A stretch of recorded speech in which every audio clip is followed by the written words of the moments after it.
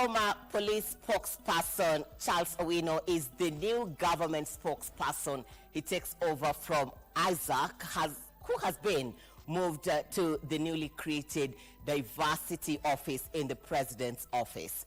A section of senators in Kenya are also taking an issue with the former deputy president Rigathi Gachagua's advisory to tourists, terming it economic sabotage. Also in the broadcast, Kenya targets to leapfrog into a fast world economy by 2060, according to government economic blueprint. And also in sports, Kenya's female team receive a major boost as it prepares to hoist the national flag high as the upcoming 2026 Commonwealth Games in Glasgow approaches. We'll be giving you details on that in this broadcast, but first, the highlights.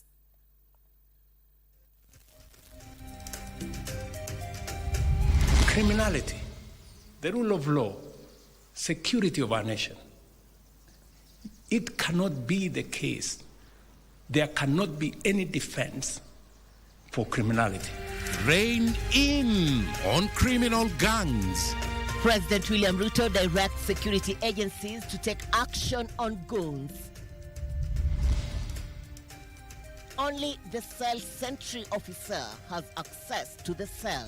Protected witness tells the Albert Ojwang murder trial at the Kibra High Court. And righting the wrongs.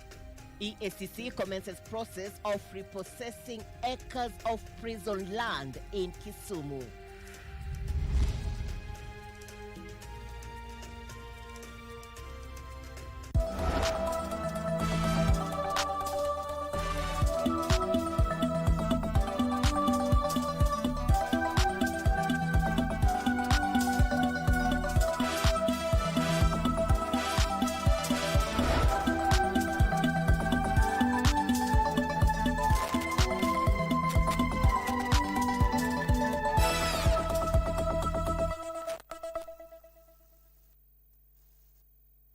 Thank you so very much for joining us. I am Mboya. I am Muchuma. Irene, our sign language expert tonight is Lucy Maura. Talk to us on all our social media platforms at KBC Channel 1. On to our lead story, Tom.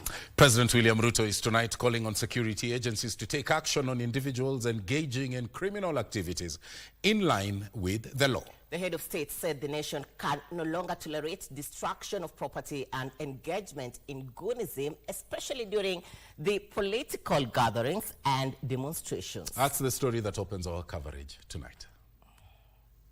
Following repeated incidents of violence recorded across the country and linked to funding of goons, President William Ruto has sounded a warning to the goons and their sponsors, saying the government will not spare them.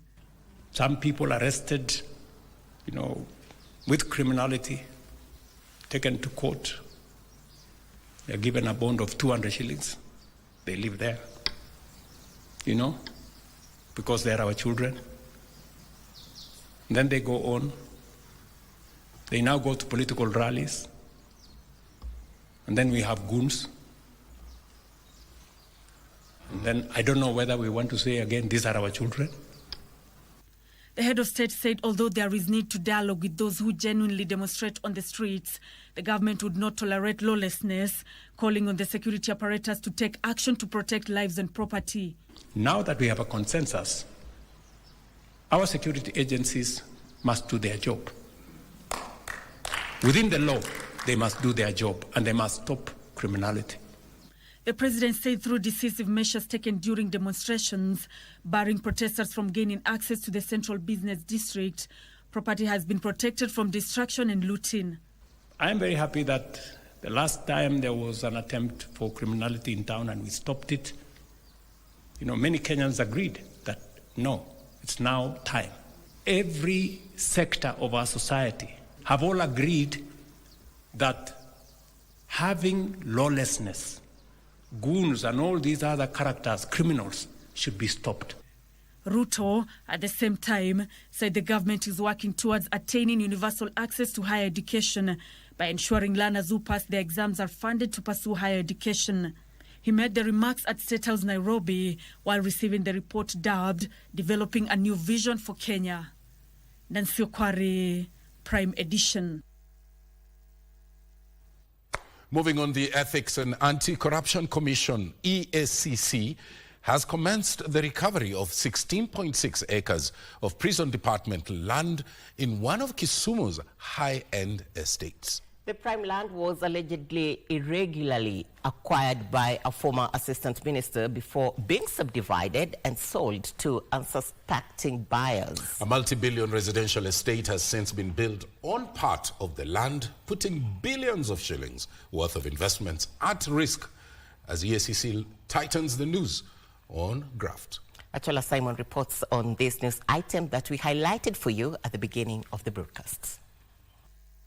Private investment worth billions of shillings in Kisumu County is now at risk as the Ethics and Anti-Corruption Commission moves to repossess the land it occupies and revert it to its original owner.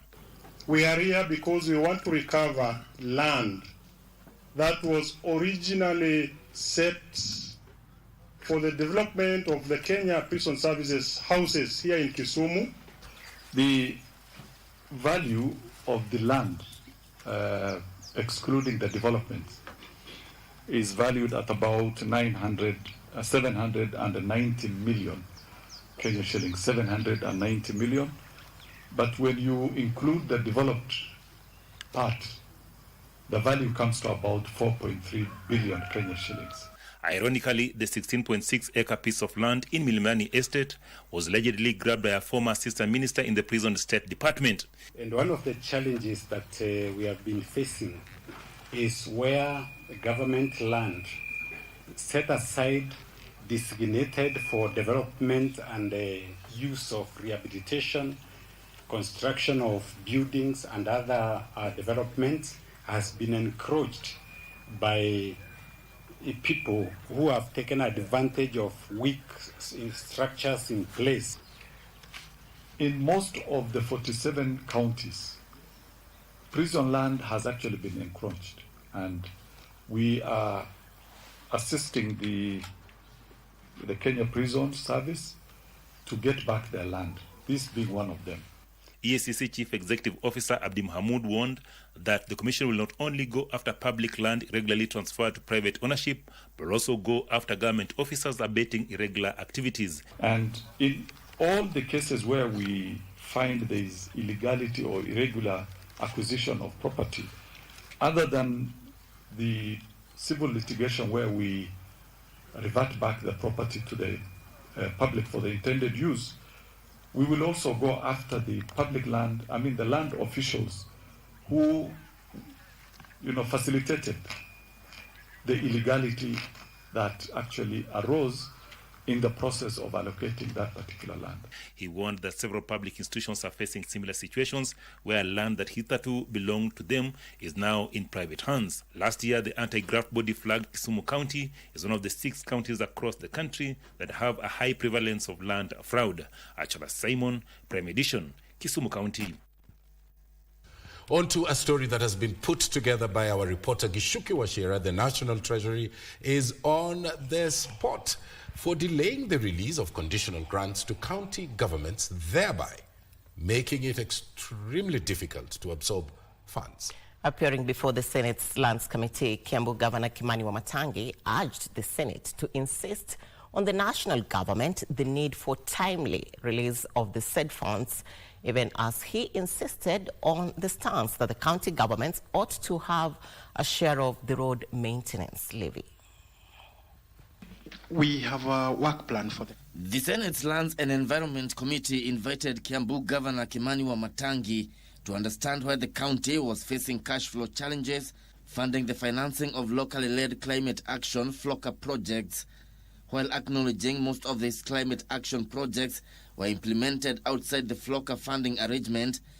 Governor Wamatangi also decried the delayed release of grants by Treasury, thereby complicating the absorption rate. Issue of consistency of disbursements. That is one issue we would still want to urge members of the Senate to do the best that they can to let that issue be addressed as it should be. It affects counties in a very big way, Chair, because even implementation of such time-bound programs by donors is a big issue.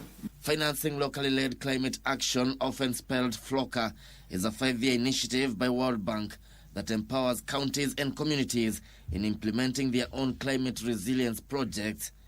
The more counties allocate funds on these climate action projects, the more funds are availed from the World Bank through the National Treasury. There are many programs that are funded under the conditional grants.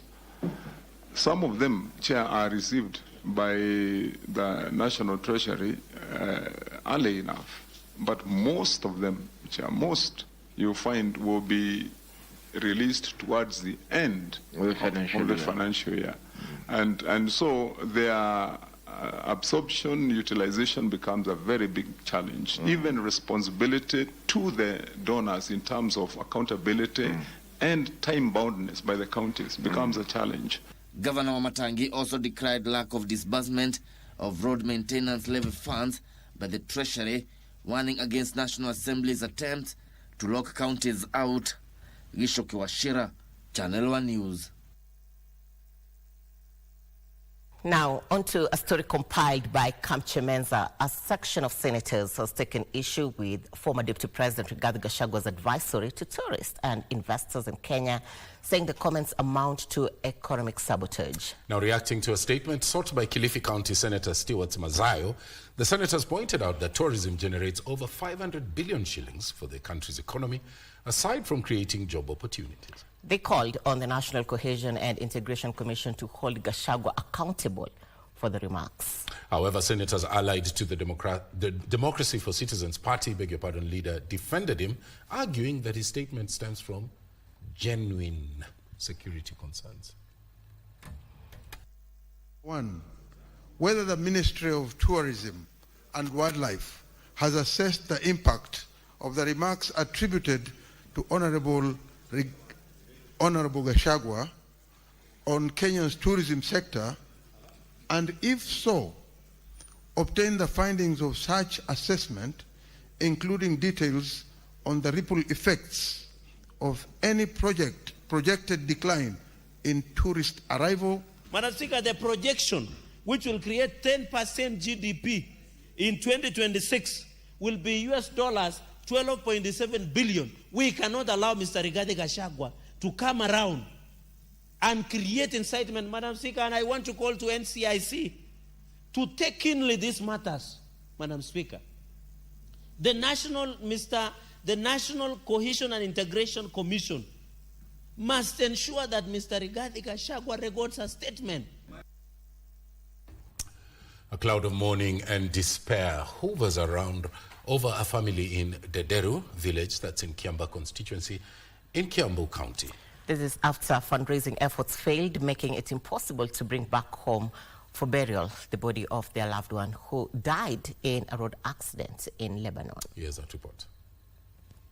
In this quiet village of Ndenderu in Kiamba constituency, Kiambu County, sadness is evident on the faces of the family members of the late Lucy Wanjiru Nduta. Lucy died on May 17, 2026 in a road accident in Lebanon. She moved to the Middle East 2 years ago to look for greener pastures. Tumefuatililia, tumeenda kwa ofisi za Foreign Affairs and everything, tukapewa quotation na tukapewa time limit ya 45 days tukue tumeweza kuraise hizo pesa zinahitajika ndo tuweze kurudisha mwili ya Wanjiru Kenya. Tents have been erected here. Funeral preparations are underway, but there's nobody to bury. Sisi tunajiomba kama watu wa familia tuweze kupata zile pesa. Tupata wenye watu wataingilia hii jambo kama serikali, kanisa, watu wale wanatakia watu mema wanajitolea. Sasa ndio tuweze kwenda mbali. According to family members, they're supposed to raise 600,000 shillings to repatriate the remains of their loved one from Lebanon. Serikali ikaweze kushughulikia mambo kama hayo kulingana na agent zile wametumia wamelipia, hizo pesa ambazo wamelipia ziwe ni za kushughulikia mambo kama haya. One can channel their assistance via M-Pesa to James Mugai on mobile number 0142619159 or via paybill number 4325445. Account is your name. Kasichana Masha, Prime Edition. Well, Kasichana Masha's story brings us to our first break here on Prime Edition at exactly 14 minutes past the top of the hour. But coming up, we'll be taking you to the courts where a matter involving the animal orphanage inside the Nairobi National Park is a matter of concern. We'll be giving you the details with the clarity you deserve. And also, Tom? There's a multi-agency team in Mombasa that's cracking down on illicit drugs. So those stories are coming up on the County News Roundup. You don't want to go away. Stay with us. We'll be back shortly.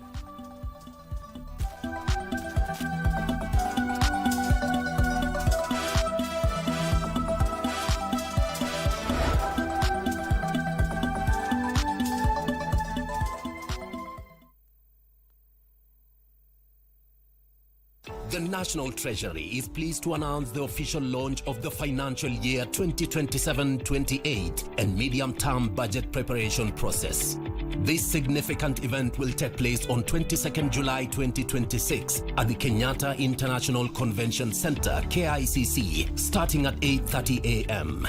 The key areas of focus will be highlights on medium-term plan 4, MTP4, macroeconomic outlook for the medium term, highlights for the financial year 2027-28, and the medium-term budget process.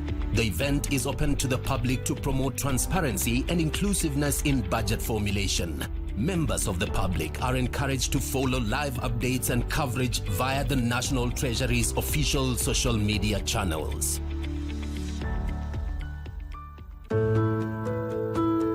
Many workers access their retirement benefits when switching jobs, unaware of the impact it has on their future. Taking out your retirement savings too soon reduces the income you will have when you retire, leaving your future less secure. Have you thought about the lifestyle or income you want to retire with? The earlier you start saving, the better. And the more you save, the more secure your future will be. Increase your savings today and live your golden years the way you've always dreamed. For more information, visit our website www.rba.go.ke, call our toll-free line 0800-720-300 or email info@rba.go.ke. Secure your future. Secure your peace of mind. RBA, safeguarding your retirement benefits. Nilikuwa nimekuja kuangalia Josh na sijempata kwake. Hajakuambia?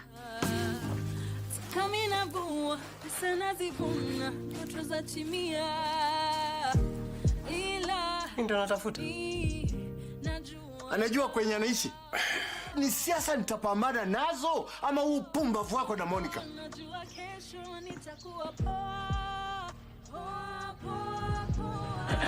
Mali, uko sure tunafaa kuonekana pamoja kweli? Wewe acha wasiwasi. Habari yako? Kile ambacho tutazungumza kwa hii room humu ndani kibaki hapa hapa.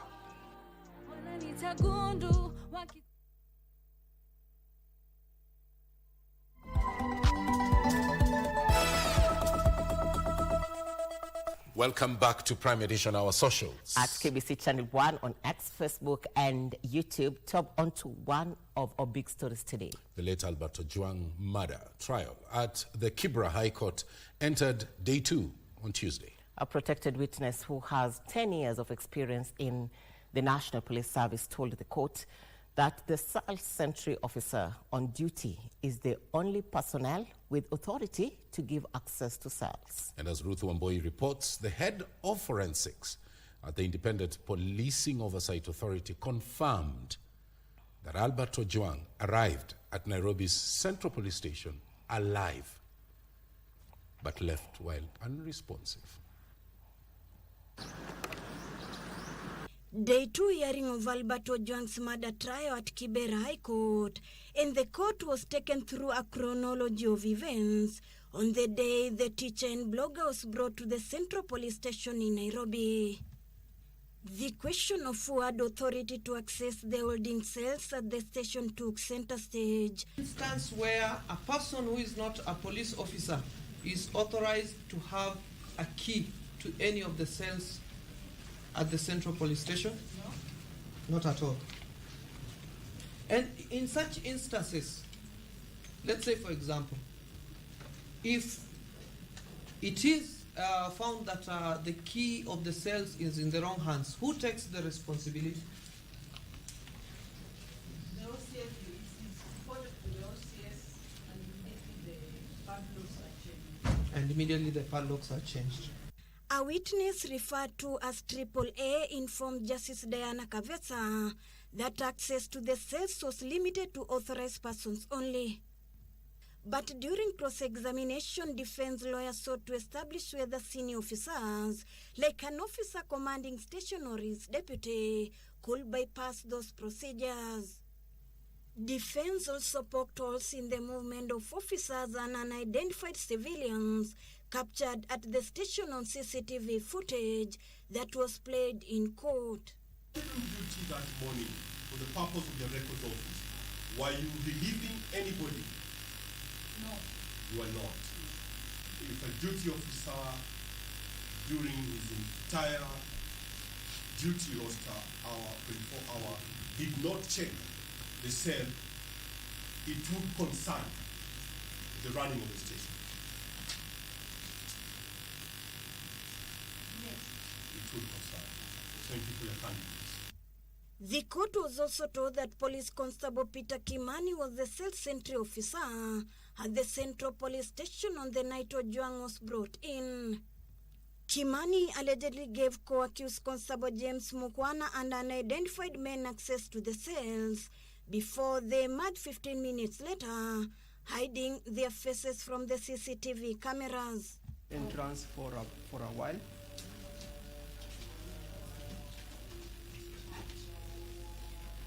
A and D are captured talking at the station entrance for a while, and they are joined by I.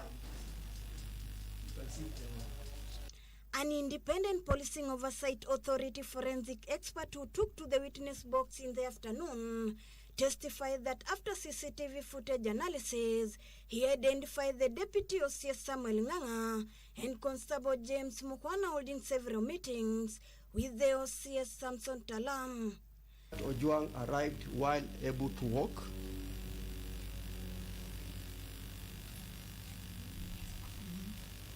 Within the Central Police Station, and he is seen making phone calls within the premises of the Central Police Station. Talam, Mukwana, Kimani and 3 civilians are charged with the murder of teacher cum blogger Albert Omondi Ojwang on Saturday, June 7, 2025. According to the CCTV footage that was played in court on Tuesday at exactly 1:21 a.m., the late Albert Ojwang is seen being carried by 4 policemen inside a police vehicle, with the then OCS Samson Talam seen flagging off his deputy and 2 other police officers as the car moves out of Central Police Station. The hearing continues on Wednesday, 22nd July. Ruth Mboya reporting from Kibera Law Court. Staying with the courts, the Environment and Land Court Tuesday conducted a site visit to the Nairobi Animal Orphanage inside the Nairobi National Park as it considers a case challenging the facility's proposed relocation. During the inspection, the Kenya Wildlife Service defended the proposed relocation, arguing that the current facility has remained unchanged since its establishment, despite an increase in rescued wildlife. Details in the Scales of Justice segments. Environment and Land Court Magistrate Vincent Kiplangat toured the orphanage to assess its condition before delivering a ruling. The court will consider its findings from the visit alongside other evidence before making its decision. Elsewhere in Kisumu, the High Court has set the ruling of a court contempt against the Inspector General of Police and the Attorney General for the 25th September 2026. It's a very clear provision that nobody is above the law. And therefore, when the court gives an order, the expectation is that there has to be compliance. The duo had been summoned to appear personally before Justice Alfred Mboya in a matter filed by victims of brutality, but were instead represented by subordinates from the respective offices. If you are appearing for the AG, then you are appearing as an advocate. And 5 suspects linked to an alleged insurance fraud scheme have been released on a bond after appearing before Chief Magistrate Gedi Kibiru. Investigators through the prosecution are seeking that the respondents are remanded for a period of 10 days to allow them complete investigations into this matter. The court released each suspect on a bond of 100,000 Kenyan shillings and ordered them to surrender their IDs and passports pending mention on the 6th of August 2026. That each of the respondents shall report to the DCI headquarters, the IO, on every Wednesday and Friday until further orders. Number 3, each respondent shall supply one contact person with a national identity card, a copy of which shall be deposited in court, and that this matter shall be mentioned on the 6th of August 2026. Bruce Mayoyo for Prime Edition. Kenya has reaffirmed its environmental conservation resolve with the commissioning of the Green Zones Development Support Project 2 Resource Center that's here in Nairobi, Kenya. The facility is set to strengthen forest conservation efforts and also anchors the country's ambitious target of growing 15 billion trees by 2032. Here's that report. God is the Father. Yes. God is the Son. The 75 million shillings facility funded by the African Development Bank is expected to enhance forest research capacity building and community engagement while boosting efforts to restore degraded landscapes. Chief Conservator of Forests Alex Lemarkoko says the Kenya Forest Service has more than doubled its workforce from about 3,000 to over 6,000 officers in recent years, an expansion plan that has strengthened the agency's capacity to spearhead the national 15 billion tree growing program. For the first time, we've been able to train our staff, particularly our rangers, within the months that are required, the period that is required. We've been able to have about 600 foresters, technical officers. Lemarkoko also lauded the African Development Bank for supporting not only the development of forest infrastructure, but also community livelihoods through income-generating initiatives, forest restoration projects, and capacity-building programs. We have communities that have been able to demonstrate how they have taken their children to school, arising from the cooperation and collaboration with the Kenya Forest Service in forestry matters. At the same time, the Chief Conservator defended ongoing forest fencing and the planned setup of Imenti Forest Airstrip, saying the projects are aimed at enhancing forest security, surveillance, and firefighting operations. We have done environmental impact assessments. We have engaged all leaders, and we have agreed that we are going to do fencing. And fencing is not going to exclude communities from our forests. He further called on Kenyans to intensify tree growing across all ecosystems ahead of the International Day for the Conservation of the Mangrove Ecosystem, saying collective action remains critical to achieving the country's forest restoration and climate resilience goals. As the country steps up its climate action, the focus now shifts into turning ambitious tree growing targets into measurable results on the ground. Jacqueline Masharia for Prime Edition.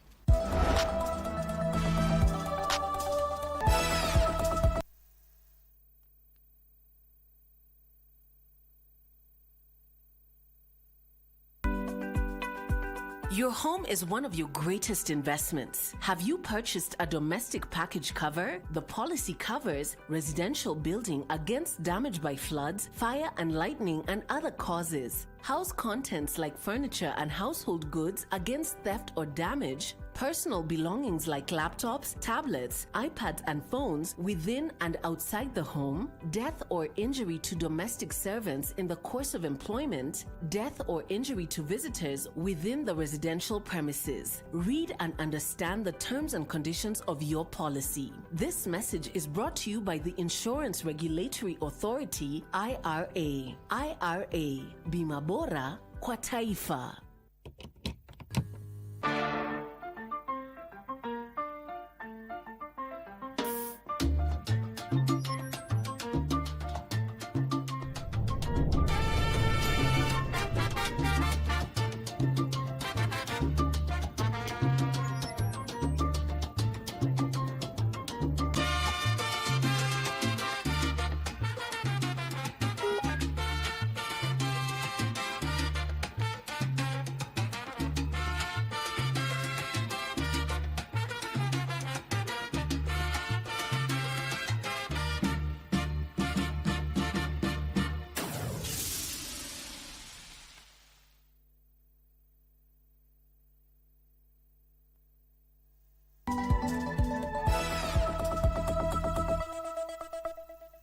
Welcome back to Prime Edition, our socials. At KBC Channel 1 on X, Facebook and YouTube. Now, the Ministry of Health says that 4 out of every 10 babies are still not exclusively breastfed during their first 6 months of life, while another 40% miss the opportunity to begin breastfeeding within the first hour after birth. Speaking in Nairobi County ahead of the World Breastfeeding Week 2026 to be marked starting the 1st of August, Primary Healthcare Director of Ministry of Health, Dr. Joel Ngondi, further expressed concern over increased use of milk substitutes, exposing babies to risk of infection, risk of malnutrition, and also chronic disease later on in life. Have a look at these reports. Despite significant strides in promoting breastfeeding, the Ministry of Health says Kenya's exclusive breastfeeding rate currently stands at 60%, still falling short of the country's ambition of at least 80%. All the babies that were born between 2014 and 2022, when we conducted our KDHS, Kenya Demographic Health Survey, only 60% were exclusive breastfed. So ask yourself, where is this 40%? Almost all mammals breastfeed exclusively until that time that their children transition. Where did we lose it as humans? Nutrition experts, while acknowledging exclusive breastfeeding for the first 6 months as one of the most effective interventions for child survival, cautioned against undermining the Breast Milk Substitute Act. Our bottle feeding rates have moved from 26% to 34%, meaning that mothers are giving their babies formula feed. The Ministry of Health says many working mothers still lack breastfeeding rooms, flexible working arrangements, and adequate support after maternity leave. Imagine breastfeeding your baby in a toilet. Yet, we are supposed to provide a room. The Health Act 2017 has given us that direction, that we are supposed to provide a room whereby breastfeeding mothers can breastfeed their babies comfortably. As the country prepares to commemorate World Breastfeeding Week in Murang'a County beginning August 1st, the ministry is urging all sectors to strengthen policies and community support systems to ensure every child receives the healthiest possible start in life. This year's World Breastfeeding Week will be commemorated globally from 1st to 7th August 2026 under the theme Breastfeeding, a sustainable start in life, strengthen what works. Joseph Ohungu for Prime Edition. The National Council, NHC, and Japan Society for Promotion of Science have reached a strategic partnership agreement to facilitate recognition of individuals, foster national growth, and heritage preservation. This collaboration was cemented during a courtesy call by the county's Research Station Director Dr. Yumi Yamane to National Heroes Council Chief Executive Officer Dr. Charles Wambia in Nairobi, Kenya. Now, the partnership also includes an exchange program between two entities, which includes benchmarking best practices in research, education, and knowledge transfer to identify, honor, and preserve the legacies of distinguished persons.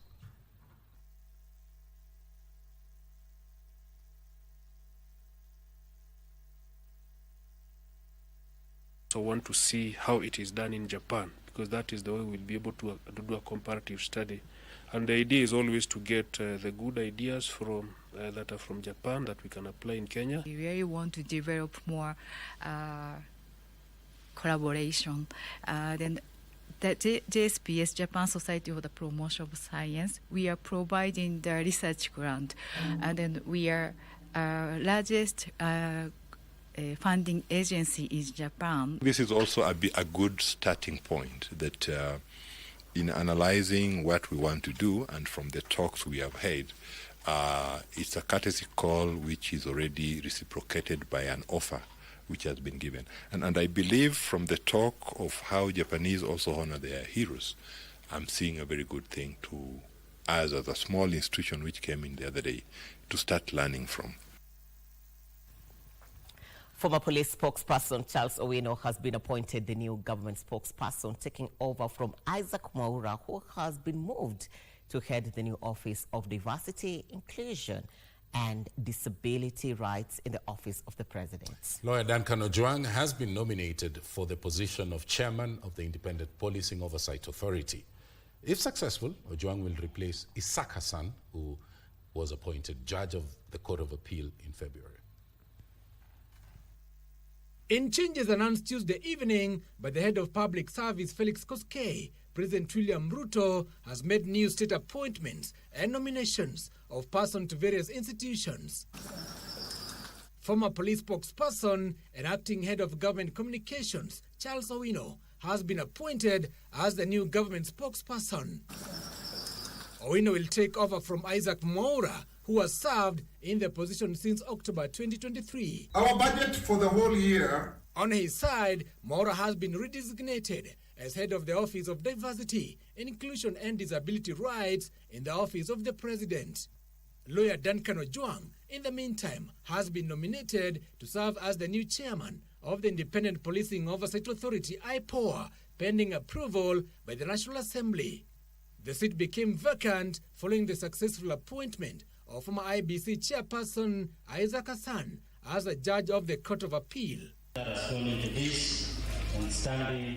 Former NAT Secretary General Wilson Sosion and Antonina Lento-Ijoni have been nominated to serve as members of the Teacher Service Commission, pending approval by the National Assembly. While Flora Mutua has been nominated to serve as member of the Public Service Commission. The President has further nominated Wilson Kuria, Sylvia Pa, Ahmed Kanyara, Pascaline Kimiriri, Ken Riaga, Evelyn Chepkirui, and journalist Mary Kilobi to serve as members of the Intergovernmental Relations Technical Committee, pending approval by National and County Government Coordinating Summit. Give us Mana, Prime Edition. On to the counties wrap now. A multi-agency security team has intensified its crackdown on drug trafficking in the Coast region following the arrest of a suspected drug mule at Moi International Airport in Mombasa, who was intercepted while attempting to smuggle cocaine to Dubai. The suspect was found to have swallowed 44 pellets of cocaine with an estimated street value of 1.5 million shillings. Danton Idande reports. Coast Regional Police Commander Ali Nuno said the suspect had been intercepted before boarding a flight to Dubai after security officers received intelligence about the planned trafficking operation. Nuno announced that a multi-agency team will renew its effort to crack down on drugs and barons. We were able to arrest one person who was going to Dubai in Moi Airport. And we were able to recover from him 44 pellets of cocaine. Immediately after the arrest, he had swallowed it, 44 of them carrying in the stomach, going to Dubai from Moi Airport. The government has also intensified its crackdown on electronic cigarettes, including vapes and shisha products, citing growing concerns over their contribution to the increasing number of respiratory illnesses in the country. Public Health Principal Secretary Mary Muthoni says authorities are concerned that many of the products are being smuggled into Kenya through neighboring countries for testing and use in violation of existing laws and regulations. This is something that we have been struggling with for some time now, and we are asking all the other security teams to work very close with the Ministry of Health to ensure that this menace of drugs and substance use has reduced in our society. Elsewhere, over 5,000 Gen Z youth in Eldoret town have partnered to champion an initiative which is aimed at providing financial aid and wheelchairs to vulnerable groups across Uasin Gishu County. We want to create a platform whereby everyone kuna equality, we are united, we are together, tuna ukabila. Now for us, we want to echo the good thing about wanafanya.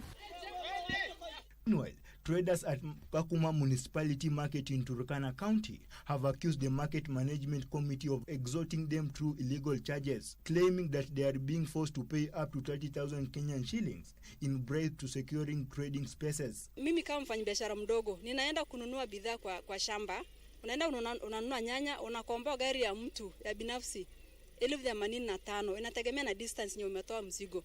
Alafu unalipa ushuru ya serikali. Alafu tena kutoka hapo unaambiwa baada ya kuuza hii mzigo yote na umechukua pia loan, unafaa kulipa bank. Sasa utalipa loan ama utalipa kamati ya soko. Separately, youth in Busia County have been urged to use social media responsibly and for personal gain. Ile kitu unatuma, you are very sure about it. You are very sure about it. Tafadhali usitukane mtu kwa social media.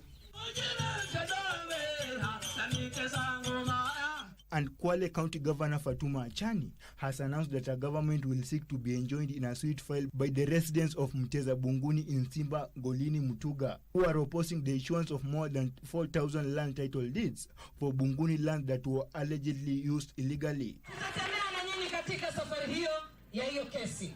Hizo kesi mnaona zibala. Kutokea niingie kama gavana hii awamu ya miaka minne, nimepigana na kesi za mashamba. Nyingi tumeshinda. Na na imani ya Mbuguni pia tutaingia na tutaweza kushinda. Danton, Indande, Prime Edition.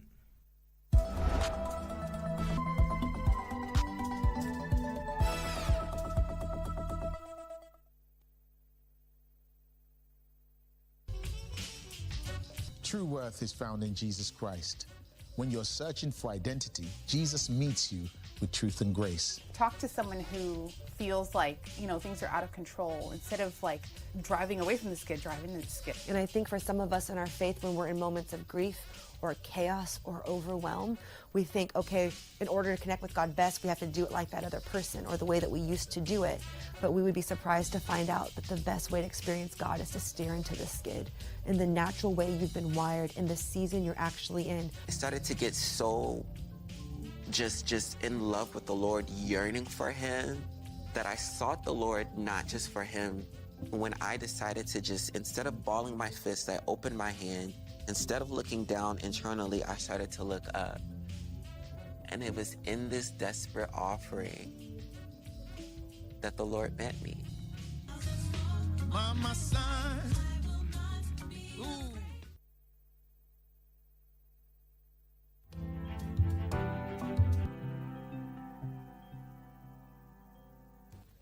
Thank you for making time for business news this evening on Prime Edition. My name is Ndota Mokami. Let's take a look at what is happening in the world of business. Now, Kenya targets to leapfrog into a first world economy by 2060, according to a new economic blueprint developed by the government. The report says the country will invest trillions of shillings in modern infrastructure, renewable energy, education, and research and development. The new policy documents borrows heavily from the Vision 2030 blueprint, whose lifespan elapses in 3 years' time. For nearly 2 decades, Vision 2030 has served as Kenya's national development blueprint, guiding investments aimed at transforming the country into a lower middle-income economy. Launched in 2008 under former President Mwai Kibaki's administration, the strategy was anchored on 3 pillars: economic, social, and political, with flagship projects spanning transport infrastructure, energy, ICT, manufacturing, education, and governance reforms. With 3 years to go, the government is now laying the foundation for the country's next long-term development agenda. Let us approach this task with confidence, humility, and a shared purpose, determined to leave to the future generations not merely a stable economy, but a stronger nation. President William Ruto has on Tuesday afternoon received the draft blueprint, which was developed by a team led by Kisumu Governor Professor Anyang' Nyong'o, Professor Michael Shege, Professor Karuti Kanyinga, and Professor Peter Wanyande. As government, we shall now study this proposal carefully. We shall engage with its recommendations, consult widely, reflect on the ideas this proposal advances, and once that process has been concluded, I will communicate the way forward as we shape Kenya's next long-term national vision. The report proposes strategic investments in key sectors including education, where increased government support for university students has been identified as a priority, alongside expanded investments in the energy sector to support industrialization and economic growth. Going forward, any university, any student, so long as they have passed their exam and they have been placed in a college or a university, each one of them will get full funding for their higher education. It will be the choice of parents if they want to pay. But if parents don't want to pay, we now have a model that will pay for every child. The new vision seeks to catapult Kenya into a first world economy by the year 2060 through investment in strategic sectors. This great country of ours can become a first world country in our generation. It is doable. Play your part. President Ruto has urged Kenyans to embrace the proposed vision, saying national progress will depend on collective commitment and confidence in the country's potential. The next chapter of Kenya's development cannot be written by government. It must be shaped by the collective wisdom, experience, and participation of the Kenyan people. Elsewhere, Saudi Arabia, the United Kingdom, Canada, Australia, and China remain among the most popular destinations for Kenyan travelers. Visa and passport outsourcing company VFS Global Operations General Manager Stephen Kubasu says visa application volumes from Kenya rose by 20% in the first 6 months of 2026, driven by growing demand for tourism, business travel, and family visits. The number of Kenyans departing to visit other countries increased 9.8% to 1.5 million in 2025. The trend accelerated this year, with outbound travelers from Kenya rising by a fifth during the first 6 months of this year. The travels peaked in April, with Saudi Arabia, the UK, Canada, Australia, and China being the top 5 destinations. Major countries that are contributing to this increase are the Saudi, UK, and Canada. We can also see Australia as well as China contributing to the counts that we are seeing. And mostly we see tourists, students, even business people contributing to the counts that we are seeing here. But why are Kenyans traveling outside the country? Mostly we see tourists, students, even business people contributing to the accounts that we are seeing here. The issue of unscrupulous intermediaries promising to fast-track or facilitate visa processing has emerged, leading to blacklisting of some travelers or people being conned of their money. So all the documents and the individual data which we receive on behalf of the applicants, it's important we have them secured and processed in an appropriate manner. To address this, VFS Global has implemented measures such as appointment verification, OTP-based appointment booking, validation of application and appointment references, and anti-fraud messaging across applicant touchpoints. Benson Rioba, reporting for Prime Edition. A new study is making the case for employer-led apprenticeships as a practical solution to the issue of unemployment and skills gap. The Propel A Return on Investment study shows that institutions investing in industry-led skills training are seeing measurable financial gains from their workforce. According to the report, 87% of the value created comes from apprentice productivity, demonstrating that skills development is an economic investment by an institution rather than a social cost. The study identified youth unemployment, a low SME productivity, and shortage of industry-ready workers as the key challenges in Kenya. Training or upskilling or skills development is also supported or de-risked by public funds. In this case, we are seeing the levy meter really helping the companies to invest more in skilling and hosting apprentices, which is at the core of a dual apprenticeship. You cannot have a successful model if the private sector is not in the lead. It's that are coming from the industry, so it shapes our curriculum and even the methodology of training. And two, that these apprentices are also engaged on some wages, which actually is a good thing in addressing the issues of recommendation, ILO recommendation 208, which provides that quality apprenticeship must have wages and also social protection and written agreements. The study says aligning trainings with employer needs can boost productivity and strengthen competitiveness. We were able to put our needs in the curriculum, so they actually take care of our needs as the private sector. We tell them that we have an issue with our technicians because they don't know how to do this and that. So it is incorporated in the training. It makes economic of scale. It answers a lot of our questions that we need to do it, but we need to do it not only for the return of investment, but to fill the skills gap and to have the right people within the job market. The study recommends a dual training model where apprentices spend 75% of their training in the workplace and 25% in the classroom. Michael Mundiga for Prime Edition. The government is targeting to triple coffee production to 150,000 metric tons annually by year 2030 as part of efforts to increase farmers' incomes.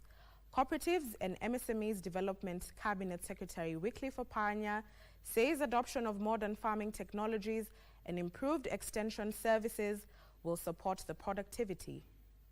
Speaking during the Western Kenyan Coffee Stakeholders Forum at Masinde Muliro University of Science and Technology, Opanya said the government has invested over 8 billion shillings in the coffee subsector to support production. Here is on 400,000 metric tons. Ethiopia is on 800 metric tons. And as we do so, we want to embrace the young people to come in this particular sector. Area hii wakulima wameenda kwa ukulima wa kahawa wengi sana, na tunawahitaji wengi ili tuweze kurealize ile target yenu ile mnataka by next year tuwe tumefikia. That story on coffee production marks the end of business news tonight. But coming right after this break is the lovely Karen Kibet with the latest in the world of sports. My name is Ndotamo Kami. Do have yourselves a lovely evening.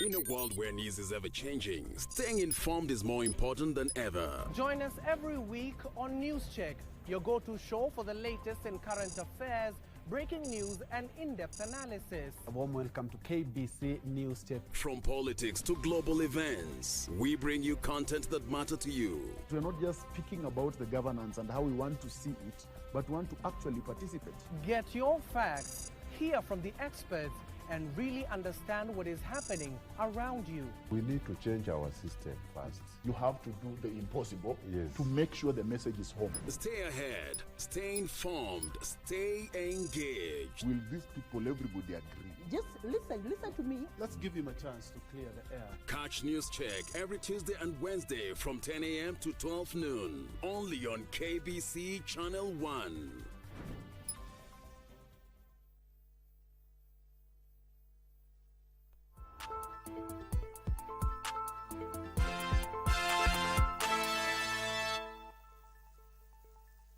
Good evening. Welcome back to KBC Prime Edition. My name is Karen Kibet. Let's now take a look at what's making headlines in the world of sports.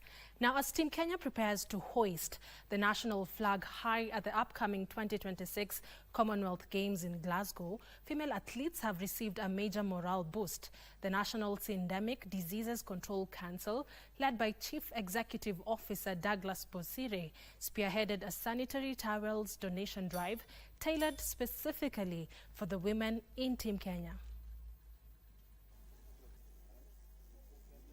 On Tuesday afternoon, the ladies' team received sanitary towel donations from the National Syndemic Diseases Control Council, NSDCC.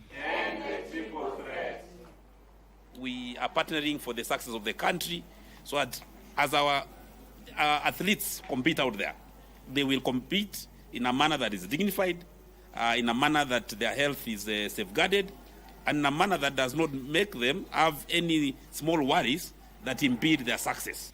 Amid the excitement of the sponsorship event, two prominent debutants, judo athlete Zidi Jerotich and national shot put champion Belinda Odhiambo, expressed profound optimism and readiness to conquer the international field.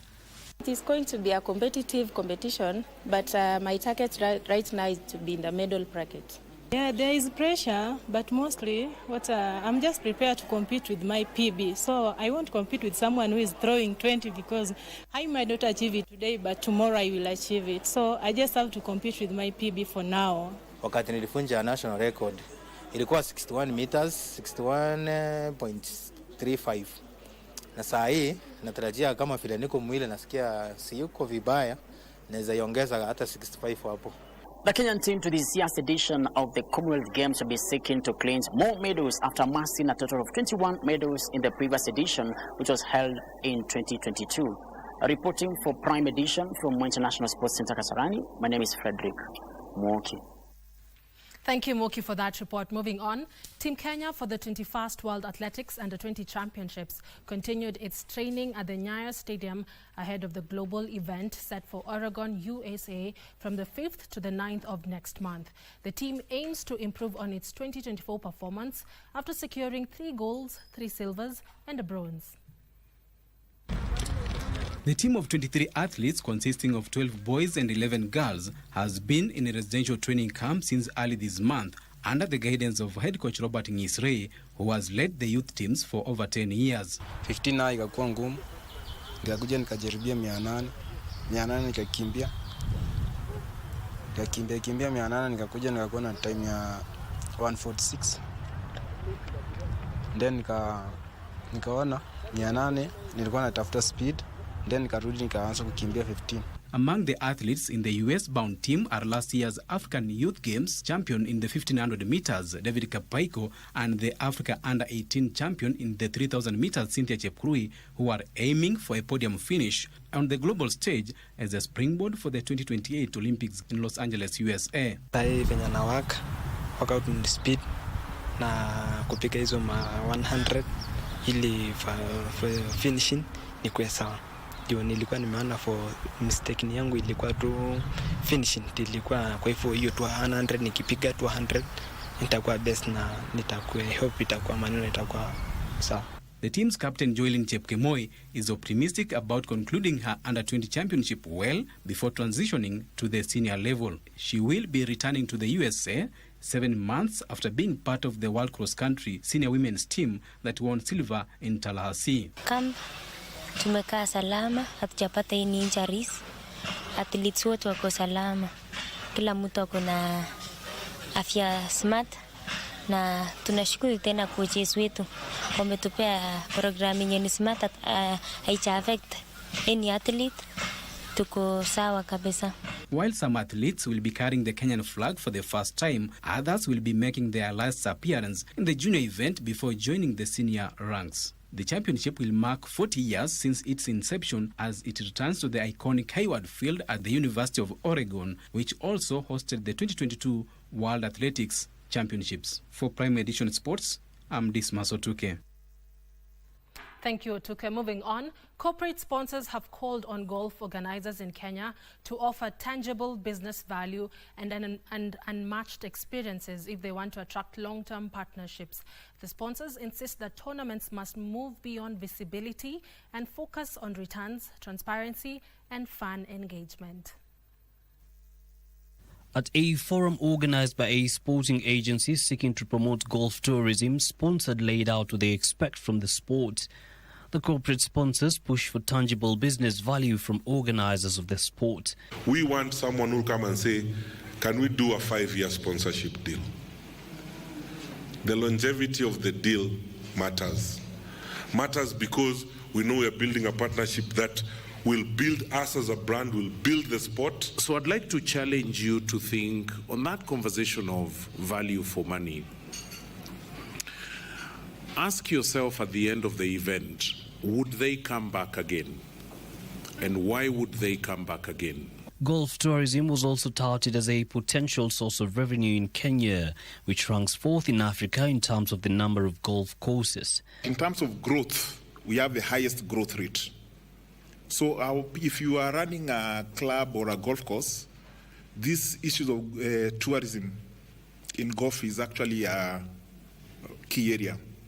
And also from my event and sponsor perspective. As sponsors, people would want to know, how are you developing the game that can have my brand lift from a very young perspective all the way up here. You understand? So those guys who will be able to do like junior golf academies and what have you, you will be in the money. But with money comes the risk of poor governance. Transparency International warned that sports deals remain clouded by secrecy as they are struck behind closed doors, raising transparency and accountability questions. Restore or give that sense of confidence so that when a business decides to give you money, they know that the money will be used for the right thing and it will be used to benefit those people who are actually benefiting from that sport and not going to benefit a few pockets. The professional golfers of Kenya also call for golf to be turned into a spectator sport with proper media coverage. If you want your sponsors to be seen on television, if you want your sponsors to be covered, you have to create a budget. Yusufar reporting for Prime Edition. And Farah's report wraps up the sports news for us tonight. My name is Karen Kibet. But before I sign out, one of our amazing studio technical operators, Muna, is celebrating her birthday tonight. Muna, we wish you a happy birthday. Thank you so much for who you are to us in studio. You always make sure that we are in the right frames in the camera. And I'm sure my colleagues Muchuma and Tom have something to say to you too. Happy birthday, Muna. We love you. My name is Karen Kibet. I'll see you tomorrow for more sports news. For now, back to Muchuma and Tom. Yeah, it would have been nice to see her on camera, I mean, for the sake of the viewers. But she's not alone. We also have somebody who's celebrating a birthday. She's sitting right next to me. We had an agreement, Tom, right? Yeah. And because I'm Uncle Tom, happy birthday. Thank you. 18 years old and 21 years of experience. But it comes a time you decide to keep it low-key. Low-key, yeah. That means? Yeah. What does that mean? Chini ya maji. But thank you. Yeah, thank you so much. And happy birthday to Muna and Cecilia Maundu, also one of our colleagues here at the Kenya Broadcasting Corporation. And thank you, our viewers, for your feedback and your company on our social media platforms. From Koech, watching all the way from Lokichar. Andrew, watching all the way from Nandi. And we do appreciate your comments that we could not mention all of them. There is Joseph Mambo and Ahmed Abu Samad, all the way from Mandera. Thank you so much. We'll be back again Monday, Tuesday, next week. Yeah, and at 9. We forgot to mention we are in the African wear because it's Tuesday, and we do appreciate our African culture and heritage, and we say thank you for your feedback also on the same. Thank you. I'm Tom Mboya. We'll see you again next week, Monday, Tuesday. I am Muchuma Irene. God bless you. Good night. Good night.